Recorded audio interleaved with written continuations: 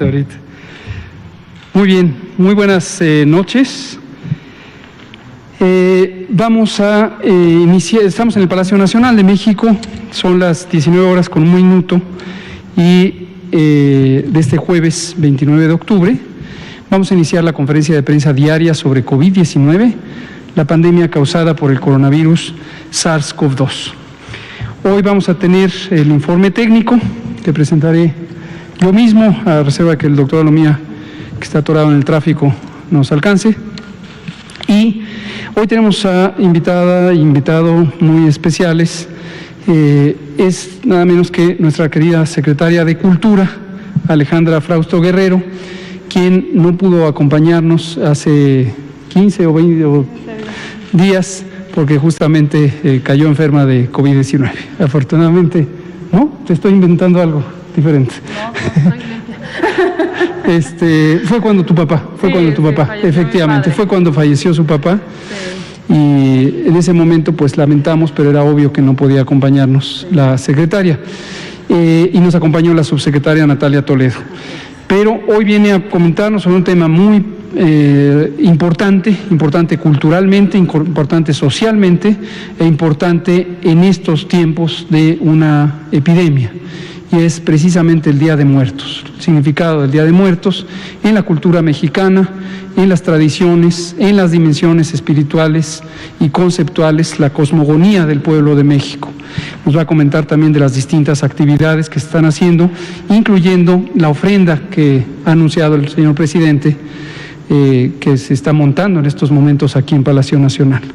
Nos acompaña también nuestro querido compañero Madronio Carballo Manuel, director general de Culturas Populares, Indígenas y Urbanas de la Secretaría de Cultura, y ambos van a abordar este tema de especial interés. Muchas gracias. Vamos por estar. Gracias. Ya te estaba inventando un COVID que no he tenido. Espero no tener. Que conste en actas que no ha padecido esto. Muy bien, pues vamos a empezar con el informe técnico, enseguida pasamos al informe temático especial y posteriormente abrimos a preguntas y comentarios.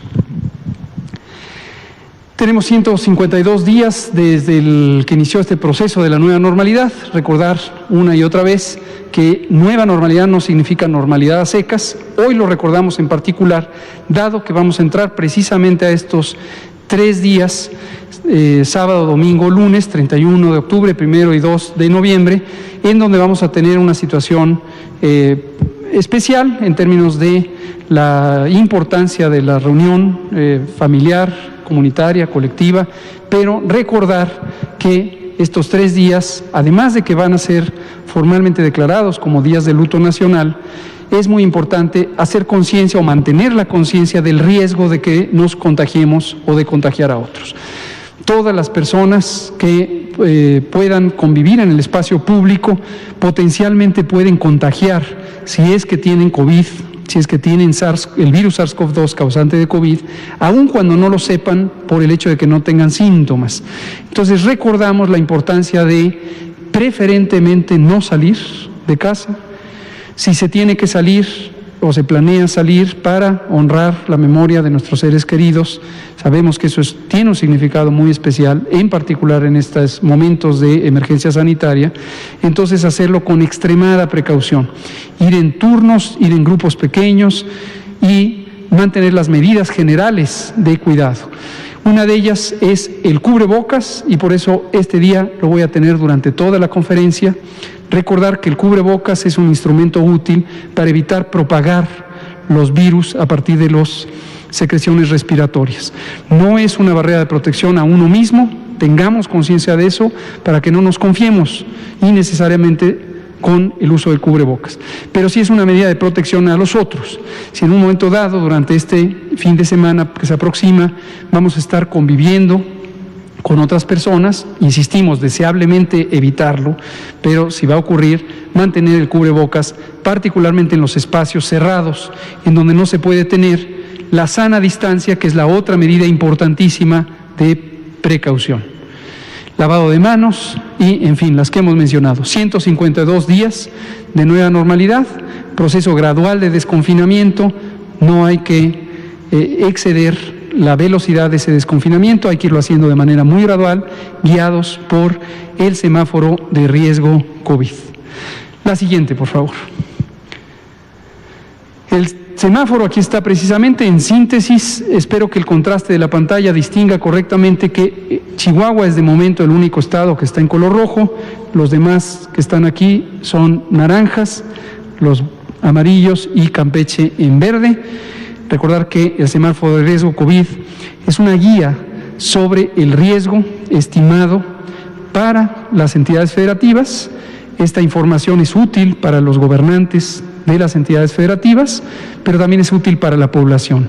Identificar en qué etapa del riesgo se está, y hay una serie de lineamientos que han sido presentados múltiples veces en esta conferencia y que en las entidades federativas esperamos se están divulgando sobre qué actividades pueden ocurrir y cuáles no, de acuerdo a esta estimación de riesgo. La siguiente. Información diaria, síntesis del estado de la epidemia de COVID-19 en México. Curva epidémica, gráfico que representa la ocurrencia de personas enfermas registradas en el tiempo. Conforme que transcurren la distancia entre estas columnas es el tiempo, está medido en semanas. Termina en la semana 42 del año. En este momento vivimos en la semana 44, pero registramos aquí, presentamos públicamente hasta la semana 42, dado que es el tiempo en que la información ya es estable. Nosotros monitoreamos diariamente la epidemia hasta el día de hoy.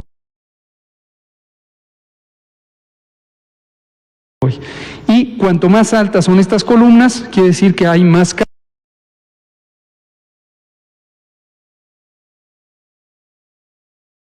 casos para la semana particular en la que está localizada la columna.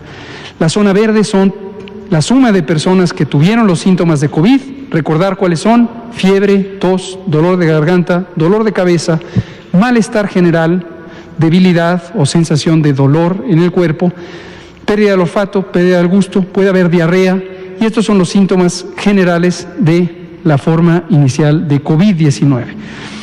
Personas que han tenido estos síntomas se les han hecho estudios de laboratorio y se ha encontrado que son negativas, que no tienen el virus, sus síntomas se explican por otra causa.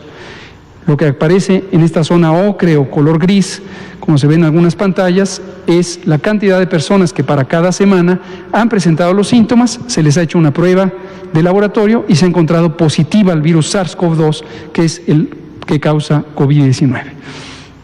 Tenemos esta línea naranja que, interpretada en este eje, 0, 10, 20, 30, hasta 60%, es el porcentaje de positividad. ¿Qué quiere decir? De cada 100 personas que tienen los síntomas, que se les toma una muestra para análisis de laboratorios, ¿cuántos resultan positivos?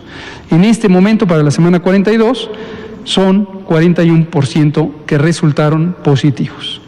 Esto ha estado cambiando, llegamos a en la semana 29 del año, la última semana de julio, el punto máximo ya se ha ido reduciendo, y desde estas últimas 2 semanas, en donde tenemos algunos incrementos en la intensidad epidémica, también ha incrementado el porcentaje de positividad, variando desde 37 hasta 41%. La siguiente, por favor.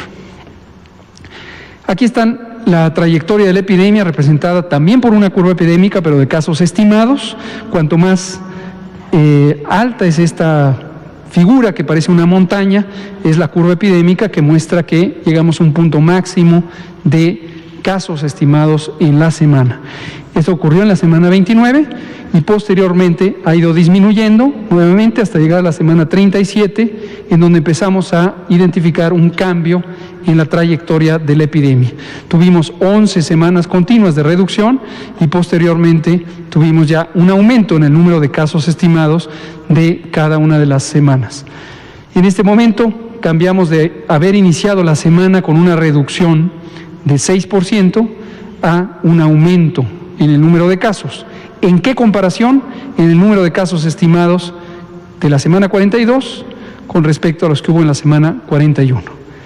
Y 5% de los casos que se registran acumulados desde el 1 de marzo o el 28 de febrero, cuando registramos el primer caso, 5% son de los últimos 15 días. Esos 15 días son importantes porque las personas que en este momento tengan síntomas ocurridos en los últimos 15 días pueden contagiar. Las personas que tuvieron síntomas o fueron diagnosticadas con COVID-19 hace más de 15 días, hace 3 semanas, 4, 5, 7, 20, 40 semanas, que es el inicio del año, no pueden ya contagiar, ya no son casos de enfermedad. La siguiente, por favor. Las defunciones, todas y cada una de ellas lamentables, han ido ocurriendo. COVID-19 es una enfermedad con potencial letal. Aproximadamente 5 o hasta el 7% de las personas que tienen COVID pueden tener la forma más grave de COVID. ¿Cuál es la forma más grave de COVID? Recordémoslo, neumonía, un daño inflamatorio a los pulmones. ¿Por qué lo recordamos? Porque seguimos dando el mensaje a la población: no se espere. Si usted tiene los síntomas de COVID, fiebre, tos, dolor de garganta, dolor de cabeza y los demás síntomas que he mencionado, pero además tiene 60 o más años de edad, o tiene enfermedades crónicas, en particular diabetes, hipertensión, obesidad, tabaquismo, usted fuma, cáncer, inmunosupresión, no se espere, por favor, vaya a que le valoren médicamente para identificar si tiene o no complicaciones. COVID se presenta al inicio como una enfermedad leve y nos puede sorprender porque puede causar un daño muy importante. Si usted se atiende tempranamente, hay la oportunidad de salvar la vida, hay la oportunidad de dar medidas de oxigenación no invasiva, hidratación, prevención de coagulación y otras medidas médicas que pueden hacer la gran diferencia entre una enfermedad letal o una enfermedad de la que se recupere aun cuando sea grave. Esta es la misma curva epidémica, pero en este caso para las defunciones, y lo que vemos es que llegamos a un punto de máxima reducción en la semana 41, habiendo tenido el punto máximo en la semana 28, y se redujo 55%. Sin embargo, entre la semana 41 y la 42, también la tendencia de las defunciones ha aumentado. En este momento registramos un aumento de 7%. La siguiente, por favor. Finalmente tenemos la información sobre la ocupación hospitalaria. Este es muy relevante porque nos permite reaccionar anticipadamente a la necesidad de camas de hospitalización. Recordar que cuando hablamos de camas no hablamos solamente del mueble físico donde se aloja a las personas enfermas, sino, particularmente importante, el personal, las personas profesionales de la salud, médicas, enfermeros, demás personal de salud que atiende a las personas enfermas, y los equipos médicos, especialmente los ventiladores mecánicos, bombas de infusión, etcétera. En este momento tenemos el mayor reto en Chihuahua. 76% de los hospitales que fueron designados para la atención de COVID en el estado de Chihuahua encuentran camas ocupadas. Corrijo, no es hospitales, no es el porcentaje de hospitales, es el porcentaje de camas que han sido designadas, se encuentran ocupadas y resta solamente 24% de camas libres. Hemos emprendido desde el pasado viernes 23 de marzo un operativo especial de apoyo al estado de Chihuahua. Se han mandado hospitales móviles, el primero llegó a lo largo del fin de semana, el segundo estará en camino. el Instituto Mexicano del Seguro Social ayudó a hacer una ampliación de capacidades con reconversión hospitalaria. Se han destinado personal médico, inicialmente 50 miembros del personal médico, otros 25 adicionales estarán siendo designados. Se ha contratado con recursos federales a personal que participa en la atención y seguiremos apoyando al Estado de Chihuahua o a cualquier otra entidad federativa que lo necesite. La segunda en necesidad, indudablemente, será Coahuila. Ya se han iniciado los preparativos para apoyar al Estado de Coahuila. Seguirá Durango, Nuevo León y cualquier entidad federativa que lo vaya necesitando. A nivel promedio nacional, 33% de las camas destinadas a COVID de atención general están ocupadas. Veamos la última, por favor, antes de pasar al informe especial. 27% de las camas generales, recuerden que en esta gráfica siempre la última columna es la que dice NAC, nacional, el porcentaje de camas ocupadas a nivel nacional. Y aquí están los números de la cantidad de camas que están disponibles o bien ocupadas. Nuevamente, Chihuahua también para camas de personas destinadas a personas críticamente enfermas, 65% están ocupadas. Durango 57, Nuevo León 54, posteriormente Aguascalientes 48 y así sucesivamente. Resumen, la epidemia sigue activa, la epidemia cambió su intensidad desde hace aproximadamente 14 días y en este momento está focalizado el cambio en la trayectoria de la epidemia en 8 entidades federativas: Chihuahua, Coahuila, Nuevo León, Durango, Zacatecas, Aguascalientes, Querétaro y también tenemos intensidad epidémica en Baja California Sur y en la propia Ciudad de México, aunque en la Ciudad de México no se encuentra en una etapa de crecimiento rápido, sino en una meseta, pero con cierto crecimiento de la epidemia. Vamos a darle la palabra a la secretaria de Cultura, Alejandra Frausto, por favor, estimada secretaria. Muchísimas gracias, querido subsecretario Hugo López-Gatell. Es un gusto estar con ustedes esta tarde. Gracias. Aprovechamos este espacio siempre para reconocer a todo el personal de salud que lleva meses cuidando, recuperando y tratando a tantas personas en los hospitales y en estas camas que se mencionan. Gracias a ustedes por seguir comunicando cada día. En este espacio de los jueves normalmente se habla de cultura alimentaria, de ciertos elementos de la cultura que se han ido abandonando y que han causado comorbilidades en la salud. Ahora vamos a tocar un tema que tiene que ver también con la cultura, con una cultura muy profunda. No existe una manifestación cultural tan vasta y profunda en nuestras culturas como la conmemoración y la celebración del Día de Muertos. Esto no es exclusivo de una región. Esto sucede exactamente en todo el país y somos una cultura privilegiada por tener esta posibilidad de diálogo desde la vida y de celebración de la muerte desde la vida.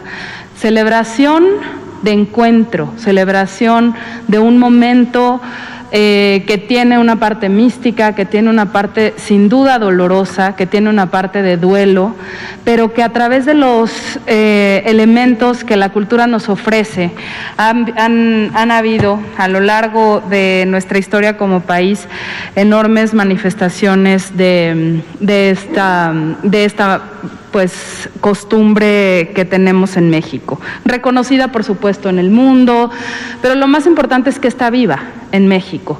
Y este año es un año muy singular. Este año, esta celebración que tiene un carácter íntimo, familiar, pero también comunitario, debe de ceder el espacio comunitario en esta ocasión. Y por eso se han organizado distintas actividades que voy a mencionar de manera breve. En primer lugar, el presidente de la República ha instruido tanto al Instituto Nacional de los Pueblos Indígenas como a la Secretaría de Cultura, al Instituto Nacional de Antropología e Historia, a hacer un homenaje a las personas que han perdido la vida por la pandemia, concentrando una ofrenda que se podrá vivir y recorrer virtualmente. Esta ofrenda se colocará en el patio de honor de Palacio Nacional. No tenemos memoria de que se haya realizado una ofrenda de muertos en este palacio. Y lo más importante, como les decía, es que es una tradición viva en todo el país. Estarán 20 pueblos, el Totonaco, el Nahua, Ñañú, Chontal, Yaqui, Tarahumara, Tepehuano, Tarahumara, Rarámuri, Tepehuán del Sur, Chichimeca, Jonás, Huasteco, Purépecha, Tlapaneco, Amuzgo, Ñusabi, Zapoteco, Mazateco, Mije, Tojolabal, Celtal y Maya. Entonces vamos a poder reconocer estas culturas de las que somos parte a través de los 20 pueblos que provienen de 4 rumbos diferentes. La invitación es a hacer las ofrendas en casa, a esta tradición tan profunda que tenemos como país, revivirla. Los distintos elementos que conforman una ofrenda tienen que ver con también muchos productores que en este momento están pasando un momento difícil.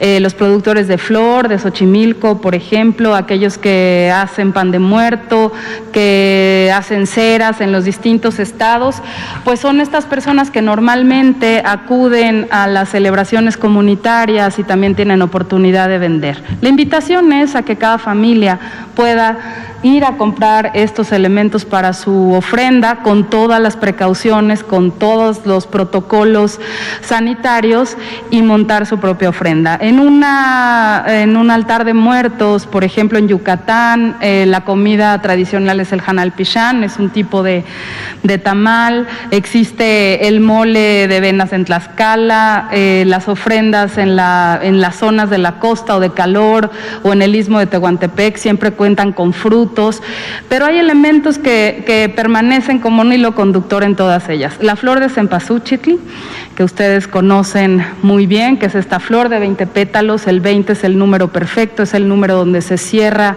la vida y en donde no queda ninguna cuenta por saldar.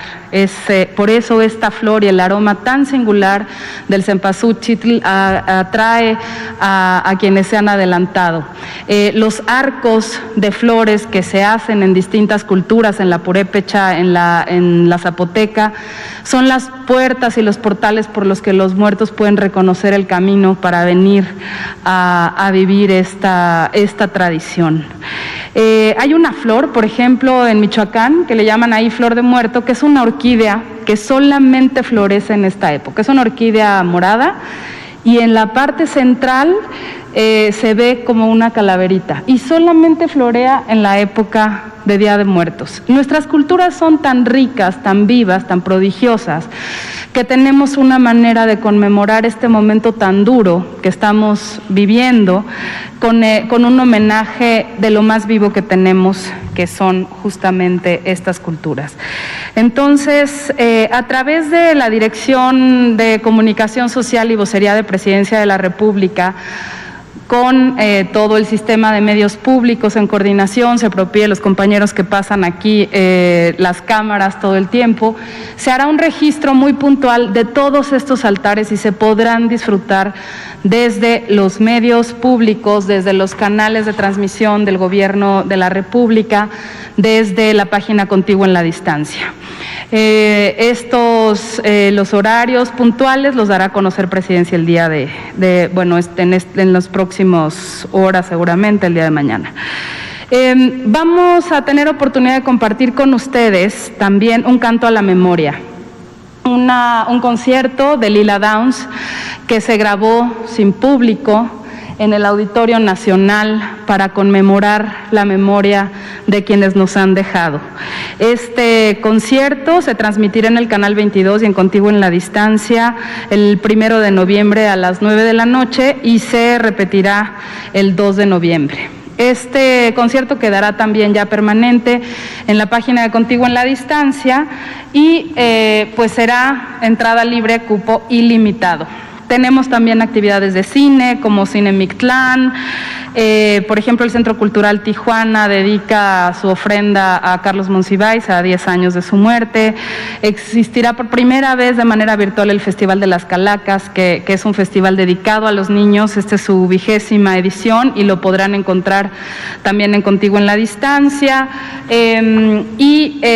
Por supuesto, el Instituto Nacional de Antropología e Historia hace una visita guiada de manera virtual a la exposición de xolos. El Xoloscuincle, como ustedes saben, es nuestro compañero de viaje al inframundo, al Mictlán. Es el compañero que nos guía a partir de la muerte. Y esta exposición tendrá una visita también virtual. Es una exposición muy bella, donde se muestra, por ejemplo, la época virreinal de la pintura, donde desapareció el Xoloscuincle de la pintura y donde solamente se manifestaban los perros que no venían justamente de nuestra cultura. Es muy interesante esta exposición. En el Museo del Carmen también se hace un homenaje al maestro Manuel Felgueres, que falleció también este año. Grandes artistas nos han dejado este año y vamos a conmemorarlos. El día de hoy un gran pintor, Arturo Rivera, y mandamos nuestras condolencias a la familia.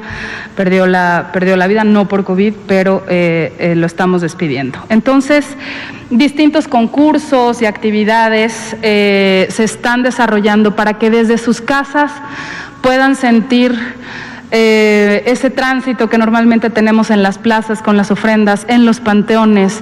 Y la invitación es a toda conciencia que hagamos esta fiesta íntima. Será un gran momento para la reflexión sobre lo que nos ha pasado como humanidad. Tenemos esta extraordinaria herramienta cultural que es la celebración de muertos en México. Esto nos lleva a la conciencia profunda de lo que nos puede sembrar como país, y como país siempre salimos adelante. La cultura, como dice nuestro presidente, siempre nos ha salvado. Esta no será la excepción. Somos un pueblo muy consciente, muy solidario, muy generoso, y pues en estos tiempos invitamos a esa responsabilidad, a cuidarnos, a hacer nuestros altares en casa y a cuidar la vida. A cuidar la vida nuestra y a cuidar la vida de los demás. Y pues hablando de pueblos originarios, tenemos el honor de contar dentro de nuestro equipo con Mardonio Carballo. Querido Mardonio, director general de Culturas Populares, en voz propia, en lengua propia, nos podrá dar un ejemplo de esta cultura. Muchas gracias. Por favor, estimado Mardonio.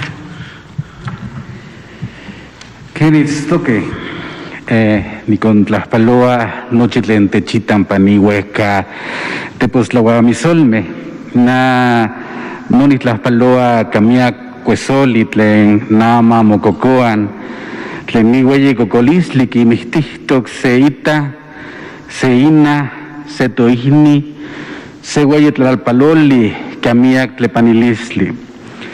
No ni con Tlaxpaloa, Nochitlanahuatilme, Tlen Nitiotlac, no mosentilistoquen nican. Nos quia mis Tlaxpaloa Nochitlenhualan, Juan Mosmostla, Hualan, Juan Quiquistian, Juan Quitlaescuiloan, Juan Quistoan, Tlen nican Moislia. Mitlahtol, Tlen Tizcaqui, Miaquin Quislian Náhuatl, Sequinun Quislian Mexcatl, mexicano. Pagniwe y México, un camiaquin tlen naxhuelin kikakin Castilla, un camiaquin tlen tlacaquin kencaquistin itlaltipactli, pan itlahtol, tlen kitlahyocoli inan, itan, huan nochi hueyitatame, huan hueyinaname tlen no tlamacasisque, tlen no moyolchicahuasque, huan monextisque, yaca no Juan nican tines nentinemin. Yaca nican niguala canochi notlahtol, catotlal namiquiles, Catoxochime, tlen titokaltian sempual xochime. Se xochitl tlen no monextia ken se tlilxochitl, kostik, ika ni xochitl timokaltapuakan pan ni xantolo, santos todos, todos santos, nama pan ni xantolo ken tikihlian ni ilhuitl, moneki mati selikan nochi nemasewalme tlen mikihkenya, tlen kemannojan nehnemiayan, techolpahtiayan, tuwampoyowan, tuihnimen, tutatawan, tunanawan. Nehnentoque walan, siahtoque, kihtoan tlen tlamatin, yakamoneki, matichihuacan se tlaixpamitl, pampa kihtoan tlen kimatin monekis titlamakasen, pampa nehnestoque walan, siahtoquen. Nama, panitlaltipahtli, ongamia cuesoli. Se cocolisli techislamikiko que ash, tiselti tiyowin, techisliko, mamo timogueimatican, mamo timopolocan, yacanama, xistlalili xochime, xischiwa se tlacuali tlainelia que amatiaya, tomihkatzime, ximocawa mochan, amo ximopinawilti, ximochokili, xistlamaca, xismaca lalas, ayotl, oatl, etl, atl, xiquihli que tlahuel titlazohtla, xiquihli que axqueman tiquilcaguas, ximocamawi iwanya, pan monantlahtoli, chaca tiquihlian ilhuit nitonal me pampa, timocuesolcuepan, guantotlalnamaquilis techyolquetza. Tlax tiquilcagua munan, axqueman tiquilcaguas motlahtol. Tlax tiquilcagua motlahtol, nochipa tinehnemis timoyoltlalantoc, quehnopa quihtoan kentlamatin, ximocagua muchan, axqueman tinelyoin, onca se pitzah tipilmeca tlen quihilpia papalomen iwan inancuahuitl, totepoznancuahuitl, tlen techolchicagua, tlen techolpachoa, tlen tech tepalchichitia, ximocahuacan muchan, tlazocamati miak. Muchas gracias. Pues muchas gracias, estimado Madroni, muchas gracias, secretaria. Gracias. Este día y estos días próximos, como ya se ha comentado y lo comentaremos también mañana, tienen este significado muy importante, muy especial, que obviamente cobra una relevancia adicional cuando hemos perdido a más de 90,000 personas mexicanas, posiblemente otras tantas que están ahora sin una identificación sobre su causa de defunción, pero que están en el proceso de dictaminación. Antes de entrar a la sesión de preguntas y respuestas, quisiera recordar a todos, todas aquí y allá en casa, que en esta conferencia de prensa, que tiene un carácter científico, técnico, donde explicamos lo que se está haciendo para responder a la epidemia y donde compartimos información al público para orientar las medidas de precaución.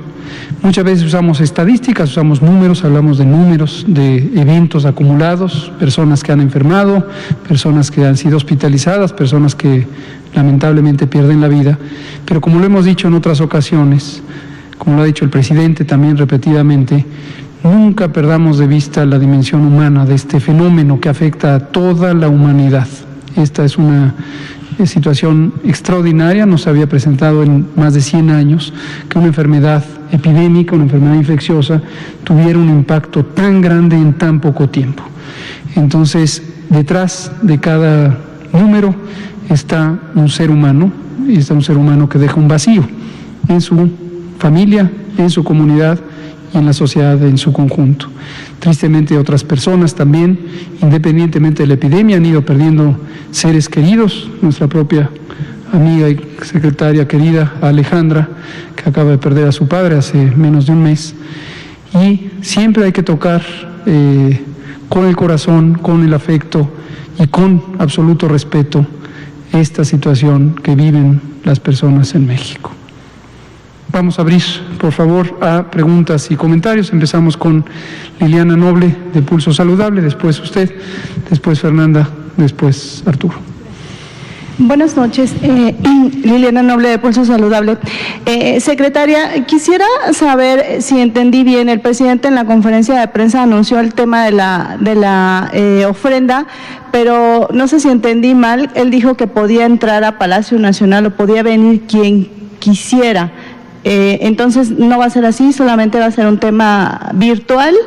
Y si estas calaveras que se ponían, los cráneos que se ponían en Reforma, no los transformarían en una presentación virtual, a lo mejor valdría la pena considerarlo y no guardarlos en una bodega como se dice que están.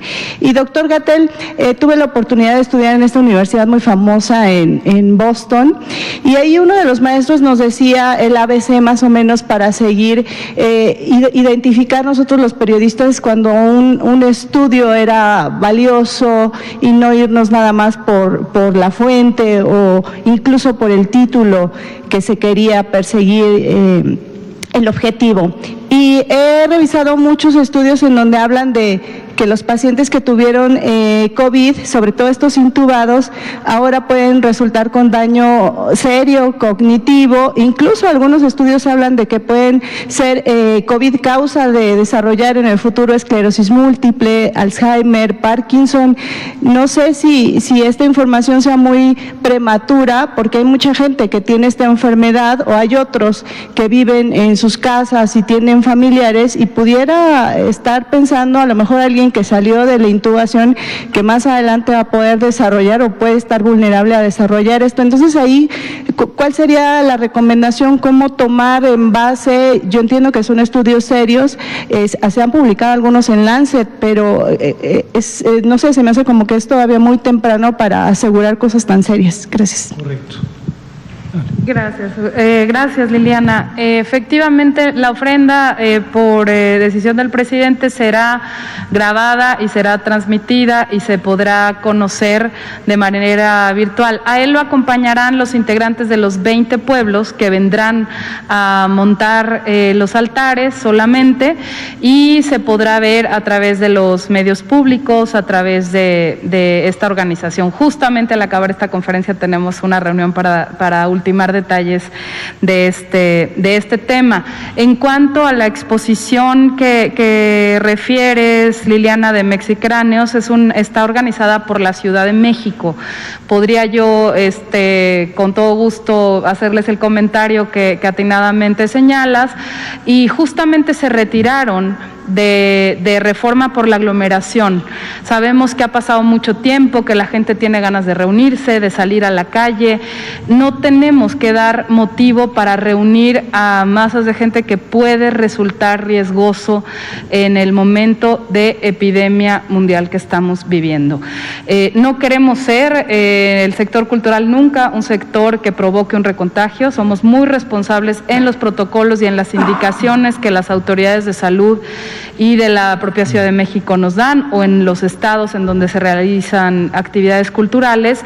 Y la vocación cultural es reunir gente, es convocar, y por eso hemos sido absolutamente responsables y cautos en de qué manera podemos conservar un pacto que hicimos por no parar la cultura, porque sin la cultura, ¿qué hubiera sido de nosotros en esta pandemia? Sin literatura, sin música, sin cine, sin las distintas manifestaciones artísticas, pero no podemos poner nunca en riesgo la vida. Somos un sector muy consciente también y estamos para colaborar en ello, y hago el comentario de la virtualidad de esa exposición. Gracias. Muchas gracias. Antes de abordar la otra pregunta, quisiera aquí complementar lo que ha dicho la secretaria Frausto. Efectivamente, desde marzo, la primera semana de marzo, la secretaria Alejandra Frausto fue una de las primeras en que nos contactó a la Secretaría de Salud de manera muy proactiva. ofreciendo ayuda para integrar los protocolos de seguridad sanitaria en los recintos culturales y también protocolos específicos para el cuidado de la comunidad artística y cultural en nuestro país. También convocó la participación de las personas creadoras a que ayudaran a hacer mensajes de difusión. Quisiera aprovechar para agradecerles a todas y todos ellos, todos los miembros de la comunidad artística y cultural de México, que han estado muy activos y activas ayudando a difundir mensajes de prevención, de promoción de la salud. Muchas gracias, secretaria, muchas gracias a la comunidad. Respecto a lo que pregunta Liliana, sí considero que es temprano, lo hemos analizado, que es temprano todavía llegar a conclusiones con muy pocos estudios respecto al potencial de COVID-19 como enfermedad o el virus SARS-CoV-2 como agente infeccioso de causar daños permanentes en el sistema nervioso central. El sistema nervioso central está constituido del encéfalo, el cerebro, el cerebelo, la médula espinal, y hay un número de enfermedades importantes de origen infeccioso o postinfeccioso, que es una consecuencia posterior al daño directo por los agentes infecciosos que afectan a este sistema o este segmento del sistema nervioso, pero no se conoce todavía con certidumbre evidencia consistente a lo largo de múltiples estudios que esclarezcan la frecuencia con lo que esto ocurre, la probabilidad de que esto se presente, criterios de asociación causal, es decir, que se pueda reconocer que es COVID-19 la causa de estos daños o alguna otra causa. Generalmente la construcción de la evidencia científica requiere un esfuerzo de múltiples perspectivas en donde se integra evidencia en distintos ámbitos del conocimiento. En el caso de las ciencias de salud puede ser desde explicaciones sobre la biología subcelular, celular, tisular, orgánica de los daños, la presentación clínica y los mecanismos de lo que llamamos médicamente fisiopatología, es decir, los mecanismos de daño en el funcionamiento del organismo, hasta la evidencia que proviene de la ciencia básica de la salud pública, la epidemiología, tanto clínica como poblacional. Entonces, aunque efectivamente se han publicado en revistas científicas de alto prestigio, como es Lancet, algunos estudios que sugieren asociación entre daños al cerebro y, por lo tanto, a las funciones mentales relacionados con COVID-19, no debemos concluir todavía que haya una relación causal donde COVID o el virus que causa COVID sea el agente de daño, ni tampoco necesariamente que esto sea algo que consistentemente va a ocurrir en las personas enfermas. Entonces hay que tener todavía cautela al respecto. Gracias. Por favor. Buenas noches a todos. Doctor López-Gatell, soy Gerardo Suárez, reportero en el Heraldo de México. Quiero preguntarle o mejor dicho, cómo van las proyecciones o modelos matemáticos que a lo largo de la pandemia les han servido de guía para saber qué comportamiento se puede esperar. Y lo pregunto a propósito del repunte que ha habido en algunos estados. Entonces, ¿qué se ve a nivel nacional para los próximos meses a partir de estos modelos? Gracias. Cómo no, con mucho gusto. Los ejercicios de modelación matemática que hemos utilizado desde el inicio de la epidemia nos han permitido reconocer las trayectorias, es decir, el cambio respecto al tiempo en la ocurrencia de la epidemia, principalmente con los 3 indicadores fundamentales que son la cantidad de personas que se registran enfermas por día, la cantidad de personas que serán hospitalizadas por día y la cantidad de personas que desafortunadamente perderán la vida por el COVID-19.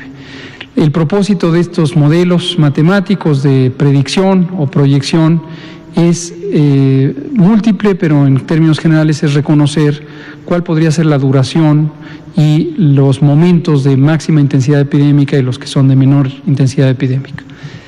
Aprovecho para agradecer aquí a la doctora Marilena Álvarez Huilla, directora general del CONACYT, y al propio CONACYT, también a la comunidad académica de las instituciones públicas de educación e investigación, como la Universidad Nacional Autónoma de México, especialmente el Instituto de Matemáticas, y al Centro de Investigación en Matemáticas, CIMAT, un centro público de investigación. Ahora, estos modelos al inicio tenían una mayor utilidad para poder reconocer los momentos de máxima intensidad epidémica cuando todavía estaban un solo modelo de abordaje de la mitigación comunitaria. Recordar que mitigación quiere decir reducción. Cuando decimos mitigación de una epidemia, que es reducir la intensidad epidémica, es decir, menos casos, menos contagios, menos transmisión. Y teníamos un solo modelo que se instauró formalmente a partir del 23 de marzo y duró hasta el 30 de mayo. Empezó de manera preliminar con el Sistema Educativo Nacional el 14 de marzo, cuando teníamos tan solo 12 casos. Justo ese sábado platiqué con la secretaria Frausto al respecto de lo que estamos diciendo, los protocolos, y era de gran utilidad para predecir o proyectar la ocurrencia epidémica en el país y en las entidades federativas en un momento donde teníamos un solo abordaje. Posteriormente, a partir del 1 de junio, entramos al proceso de la nueva normalidad, en donde en vez de tener una sola serie de intervenciones, empezamos a tener múltiples ritmos de ocurrencia de esas intervenciones a través del semáforo COVID. Y recordar lo que hemos dicho múltiples veces, cada autoridad sanitaria estatal, es decir, las personas mandatarias de las entidades federativas, ha decidido, en lo que le corresponde como una atribución legal, administrar o establecer las medidas administrativas para el confinamiento o el desconfinamiento, guiadas siempre por el semáforo de riesgo COVID, que es un solo semáforo con una sola metodología nacional. Y esto ha resultado en que las predicciones o proyecciones han ido cambiando de manera muy importante, porque entidades federativas que tienen un apego más estricto a las medidas de confinamiento han tenido una realidad que es más cercana a las predicciones. Pero en varias entidades federativas nos hemos encontrado la circunstancia de que las medidas ya no son tan estrictas, aumenta la movilidad de las personas en el espacio público y, consecuentemente, la curva epidémica resultante, la curva de la realidad, empieza a diferir de lo predicho. Y hay dos maneras generales en las que difiere. Una es que se prolonga la epidemia y la otra es que cambia la trayectoria. En vez de reducirse, de acuerdo a una predicción, empieza a aumentar. Esto ha pasado en las 32 entidades en distinta magnitud. Y esto nos ha llevado a que, aunque conservamos los ejercicios de predicción, de proyección, semanalmente, ya no tienen un significado tan inmediato para considerar los escenarios de lo que va a ocurrir. Y en cambio, estamos evaluando de manera más dinámica lo que ocurre en los periodos de 10 días en los estados, precisamente a través de la metodología del semáforo. Esto, en términos técnicos de la epidemiología y la inteligencia epidemiológica, se distingue en dos perspectivas. Una que se llama predicción de mediano y largo plazo y otra que se llama predicción inmediata. Hay unos términos en inglés para describirlo, es forecasting, predicción a largo plazo, y otra que se llama nowcasting, predicción de ahorita. Y usamos un intervalo de 10 días y es precisamente lo que se usa para estimar los parámetros del semáforo. Estas compañeras y compañeros de los institutos de matemáticas que he mencionado son quienes realizan esta predicción. Ahora, en términos generales y de interés público, y le agradezco la pregunta, todo el mundo legítimamente se pregunta, y bueno, ¿y qué va a pasar? ¿Cuándo se va a acabar la epidemia en México, en el mundo, en mi comunidad, en mi estado? Lo vamos a ir comentando, ya lo he dicho en otras ocasiones, digo algunas cosas en particular. En este momento que tenemos estas 8 entidades federativas con intensidad epidémica, es poco probable que en un periodo menor a 4 a 6 semanas cambie la trayectoria. ¿Por qué razón? Porque las epidemias, como también lo hemos comentado múltiples veces, no se pueden interrumpir de un instante al otro. Hipotéticamente, en uno de los estados que ahorita tienen mayor intensidad, si nadie se movilizara, nadie entra en un estado de absoluta congelación en la realidad social, de todos modos les llevaría cerca de 4 a 6 semanas que se cambiara la trayectoria de la epidemia, que empezara a disminuir la frecuencia de los contagios. 4 a 6 semanas. En estados más grandes, ciudades más grandes y ciudades más pobladas, esto puede tardar más. Y esto es un fenómeno de inercia, técnicamente se llama momento poblacional de transmisión, y lo que significa es que todavía hay suficiente cantidad de personas contagiantes para contagiar a un número grande de personas, y esto se mantiene todavía por más tiempo. En cambio, en comunidades pequeñas, algún poblado rural, por ejemplo, se necesita menos tiempo a partir de que se establece una intervención de control para que cambie la frecuencia de los contagios. Y por último, en condiciones más generales, en una perspectiva más general, todos quisiéramos ver que la epidemia desaparece y desaparece para siempre y se elimina. Ya hemos dicho, esto es muy poco probable.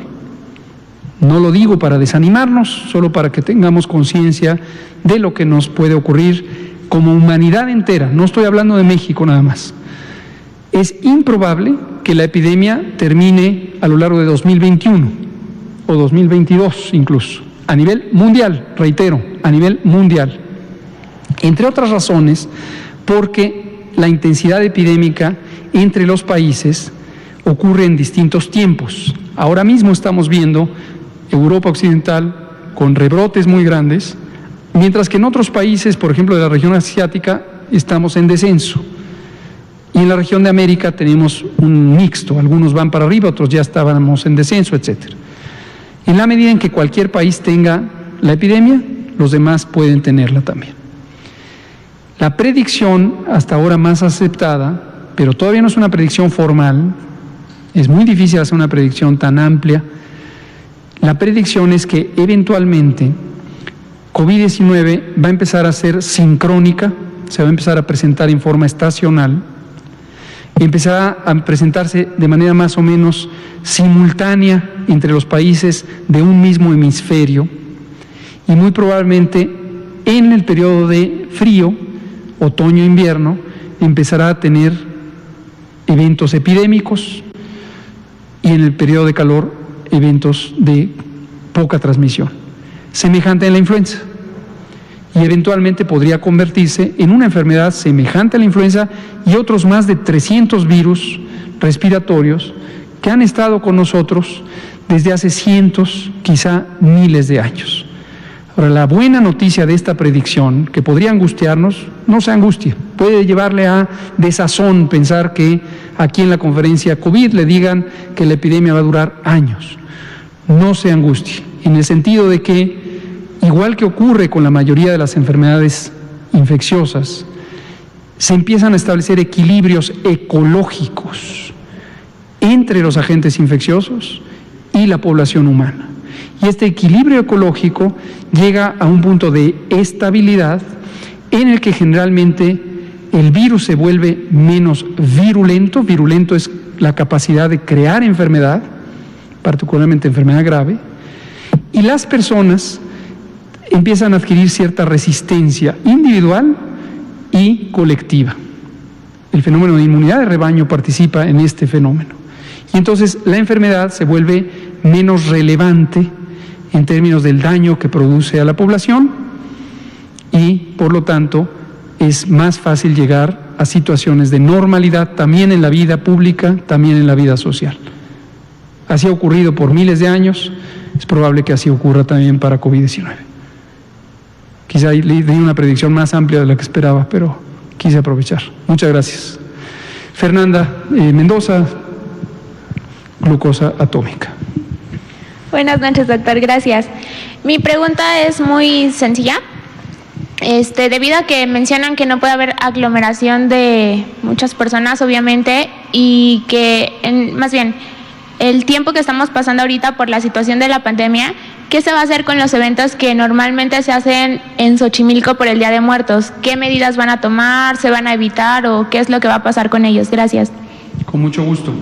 Hemos contemplado también esta situación, no solamente en el caso de la Ciudad de México y específicamente en Xochimilco, Mixquic, muchas comunidades del sur de la Ciudad de México que tienen tradiciones muy cimentadas y muy estructuradas sobre la celebración de muertos.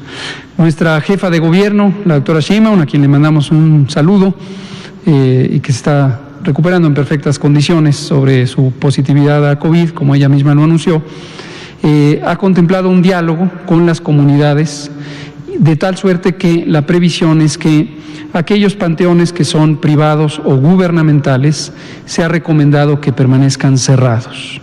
Aquellos panteones que son comunitarios, como son los de Xochimilco, se ha exhortado a las comunidades, es más, ellas mismas, los propios liderazgos comunitarios han pedido a la jefa de gobierno que anuncie que se recomienda no asistir o asistir la menor cantidad del tiempo posible. La celebración tradicional del Día de Muertos en la mayoría de las comunidades de México incluye pernoctar, pasar la noche en el cementerio. Se recomienda evitar esta parte y desde luego honrar la memoria de nuestros seres queridos que ya no están, pero no contribuir al riesgo de perder otros seres queridos. Quisiera ponerlo en estos términos para dejarlo muy claro. Vamos a honrar a quien perdió la vida, no contribuyamos a aportar más personas que pierden la vida. Si vamos a los panteones, es una tradición importantísima, pero tenemos el riesgo de ser parte de quienes pierden la vida o contribuir a que otros seres queridos pierdan la vida. Abstengámonos lo más posible de no asistir, sobre todo por periodos largos. Muchas gracias. Finalmente, Arturo Mendoza, pie de página. Mendoza, ya la estoy cambiando. Arturo Contreras, pie de página. Perdón. Gracias. Buenas noches. Con el rebrote en Estados Unidos, ¿qué medidas se pueden tomar en las fronteras, en las ciudades fronterizas de México, no? Vamos, el rebrote en Ciudad Juárez, bueno, el rebrote en Chihuahua está liderado principalmente por Ciudad Juárez, ¿no? Y Ciudad Juárez tiene un número grande de contagios debido a la alta movilidad que existe entre las personas de ambos lados de la frontera. Entonces, si se pueden llegar a presentar situaciones así en otras ciudades fronterizas, ¿y qué hacer para enfrentarlos? ¿Y qué esperar en las fronteras, pues? ¿Cómo no? Lo que se esperaría desde una perspectiva científica de la salud pública en las fronteras es cooperación. Que lo que ocurre en un lado de la frontera ocurra simultáneamente en el otro lado de la frontera, que entre las comunidades técnicas de la salud pública se intercambien información, que sincronicen sus procedimientos, que los armonicen, que los hagan de manera conjunta. Eso es lo que se esperaría científicamente. No ocurre necesariamente así en todas las fronteras del mundo. No olvidar que las fronteras son accidentes geográficos artificiales en donde se marca la diferencia entre seres humanos por razones diferentes a su realidad biológica y social. Y se han tomado medidas diversas. Esta misma mañana el canciller, o no esta mañana, creo que hace unos días, el canciller que estaba en la conferencia de prensa del presidente comentaba sobre los acuerdos que se han ido firmando mensualmente entre el Gobierno de México y el Gobierno de Estados Unidos a través de la vía diplomática para ayudar a sincronizar estos esfuerzos. Una de las medidas que se ha considerado es la de interrumpir los viajes no esenciales. El propósito fundamental es reducir la movilidad en la zona fronteriza. Ahora, quiero destacar que desde el punto de vista científico de la salud pública, nunca debemos considerar que la nacionalidad o la identidad étnica o cultural de una población es en sí mismo una razón de riesgo. Nunca, eso es erróneo desde el punto de vista de la salud pública y suele ser adverso a los derechos humanos.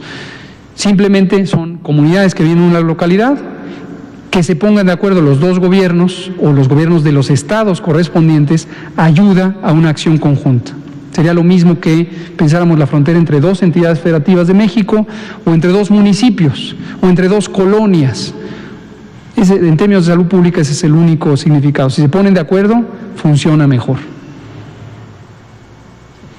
Muy bien, pues agradecemos a la secretaria de Cultura, Alejandra Frausto, muchas gracias, Ale. Gracias a Madronio Carballo, nuestro director de Culturas Populares, al doctor Alomía, que hoy permaneció muy silencioso, y a ustedes por los comentarios. Muchas gracias, continuamos. Gracias y que pasen un Día de Muertos memorable con mucho cuidado. Gracias.